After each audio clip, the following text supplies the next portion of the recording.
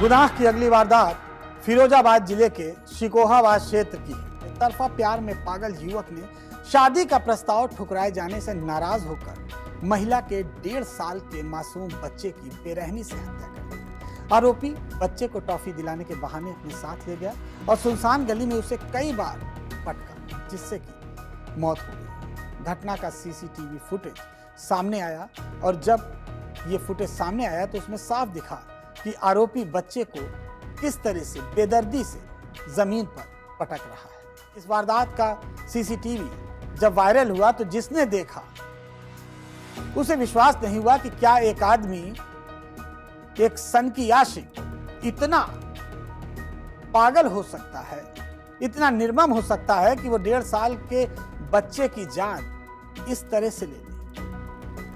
पूरा मामला हम आपको बताते हैं।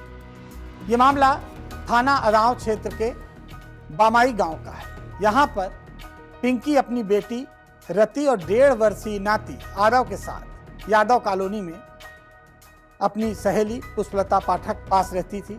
पुष्पलता हॉल में ही सड़क दुर्घटना में घायल हुई थी और रति उसी का हालचाल लेने गई थी। रति की शादी करीब 3 साल पहले बदायूं के रहने वाले सुनीत से हुई थी, लेकिन पति पत्नी के बीच लंबे समय से विवाद चल रहा था और वो अब अपनी मां के साथ रह रही थी। और सुनीत की बुआ का बेटा यानी कि उसका देवर, जिसका नाम विराज था उर्फ जितेंद्र पाठक, वो काफी समय से अपनी भाभी यानी कि रति पर शादी का दबाव बना रहा था। उसे लगता था कि रति अकेले रहती है और इसलिए वो रति से शादी कर सकता है। वो रति से प्रेम करता था और उससे विवाह भी करना चाहता था, लेकिन रति यह कहते हुए उसका प्रस्ताव ठुकरा देती थी कि वो शादीशुदा है, उसका एक बच्चा भी है। इसी बात को लेकर आरोपी पागल हो जाता है, वो उससे रंजिश पाल लेता है। शनिवार की सुबह विराज भी पुष्पलता के घर पहुंच जाता है, जहां पर पहले से ही महिला मौजूद थी।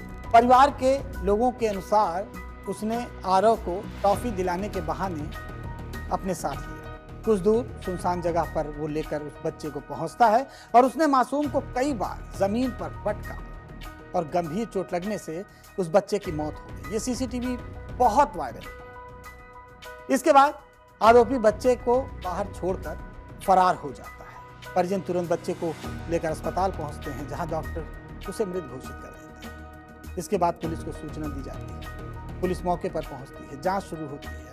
आसपास लगे सीसीटीवी फुटेज खंगाले जाते हैं। फुटेज में आरोपी की पूरी करतूत कैद हो जाती है। घटना के बाद पुलिस ने आरोपी की तलाश शुरू की। सूचना मिली कि आरोपी बूढ़ा भरदरा मोड़ के पास मौजूद है। पुलिस ने घेराबंदी की तो उसने फायरिंग शुरू कर दी। जवाबी फायरिंग में वही हुआ जो अक्सर होता है, उसके पैर में गोली लगी और वो घायल हो गया। पुलिस ने उसके पास से 315 बोर का एक तमंचा, 2 खोखा कारतूस, 5 जिंदा कारतूस बरामद किए, यानी कि उसके इरादे और भी खतरनाक थे। आरोपी को लगता था कि महिला का बच्चा उसके और रति के विवाह में बाधक है।